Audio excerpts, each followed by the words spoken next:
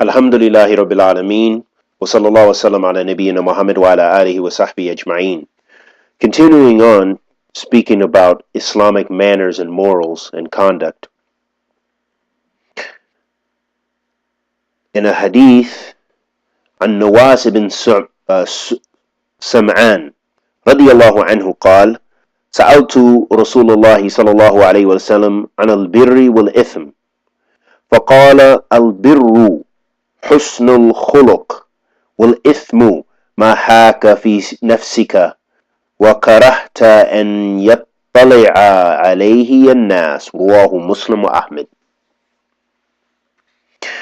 In this hadith that was related by Nawas ibn Sam'an radiyallahu anhu, who said that I asked the Prophet Muhammad sallallahu alayhi wasallam about bir, or bir is like piety and sinfulness. So he asked about piety and sinfulness. فقال, the Prophet sallallahu alayhi wasallam said, al-birru husnu khuluq, that piety is excellent mannerisms. Wal ithm, sinfulness, is that which you feel doubtfulness in yourself about, and that which you hate the people to find out about. In this hadith, it shows us that all goodness comes from good conduct and good moral behavior. That this is one of the ultimate types of goodness and well-being that someone can have.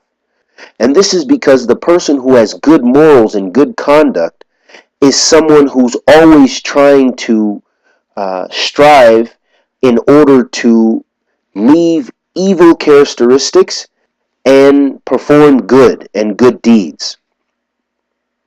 And sinfulness is that which in your heart you have doubtfulness about, that in your heart you feel guilty about, and you feel blameworthy.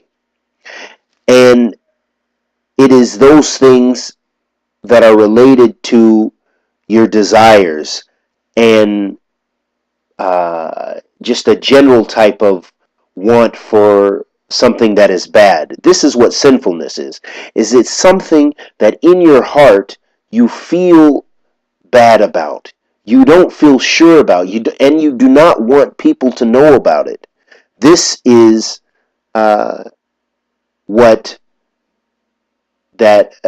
it is something that good character will free you from. The more that you're trying to strive and do good conduct and good character and good moral behavior, this will free you from those things, because you usually feel good about that. If something, for example, if you are doing a good deed, it's something you don't feel shameful about. You know that you're doing the right thing. You know that when people are watching you, that you're not blameworthy for doing this deed. For example, if you're giving charity, or you just smile at someone. When you smile at someone, this is a type of charity. And when you smile at someone, you feel good in your heart. You feel good, and you're not looking for any other reward from the people. This is an example of good conduct. But when you are doing something wrong, maybe you're watching something you shouldn't be looking at, or you looked at something, or you heard something, you're listening to music, or you're listening to things that are going to cloud your heart from the remembrance of Allah subhanahu wa ta'ala. These things take you away from the remembrance of Allah, and they are blameworthy things. You're not going to want to be listening to the latest beats on your way to the masjid, and then you're going to call the adhan and call the people to prayer. It just doesn't go together. There is the more knowledge you have about these things, the more you're going to see that they go against one another, and that those are two contradictory types of moral behavior.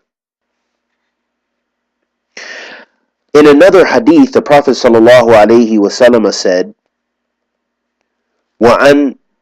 that was related on the Prophet ﷺ, وعن عبد الله بن عمرو بن عاص رضي الله عنه قال: لم يكن رسول الله صلى الله عليه وسلم فاحشا ولا متفحشا وكان يقول إن من خياركم أحسنكم أخلاقا متفق عليه.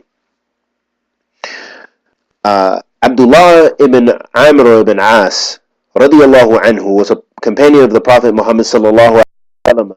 He said that the Prophet sallallahu alaihi wasallam was not a person of foul speech, nor was he a person who intended to commit foul speech. And that the Prophet ﷺ used to say that the best of you are people who are best in morals, in moral behavior, in correct conduct, and so forth. Al-fahish, the person who has fahish, al-fush, min kalam ma yashtadda qubhu min aqwali wal af'ali. So, evil speech. This is speech that is taken from foul sayings and foul actions. And the one who is a mutafahish is the one who intends to do this foul speech. So the Prophet Muhammad ﷺ was away from both of these things, and this shows us that we as Muslims, we should have this kind of conduct to where we stay away from these things as well. We have to watch our tongue, and we have to watch all of our actions and how we speak to other people, and the kind of speech that we produce. So this shows us that the Prophet ﷺ had the best of conduct and was far from evil actions and evil speech. And that he also tried to urge his companions and urge the people to have good moral conduct. Another thing we get from this hadith is that the person who has good moral conduct is without a doubt one of the best of people. So those people who are good in their moral conduct are from amongst the best of people. And of course, as a condition that they must be Muslim in order to enter paradise. Otherwise, your deeds will not be accepted. That a person who has great moral conduct, it won't benefit them in the next life. In this life, yes, the people will respect them, and the people will look on them and say, so-and-so is such a nice person, and so-and-so has such good character and conduct. But it's only going to benefit them if they die upon Islam, die worshiping God and God alone, as He is the only one worthy of worship. And I ask Allah subhanahu wa ta'ala to bless us all with guidance to the correct path and save us from the hellfire.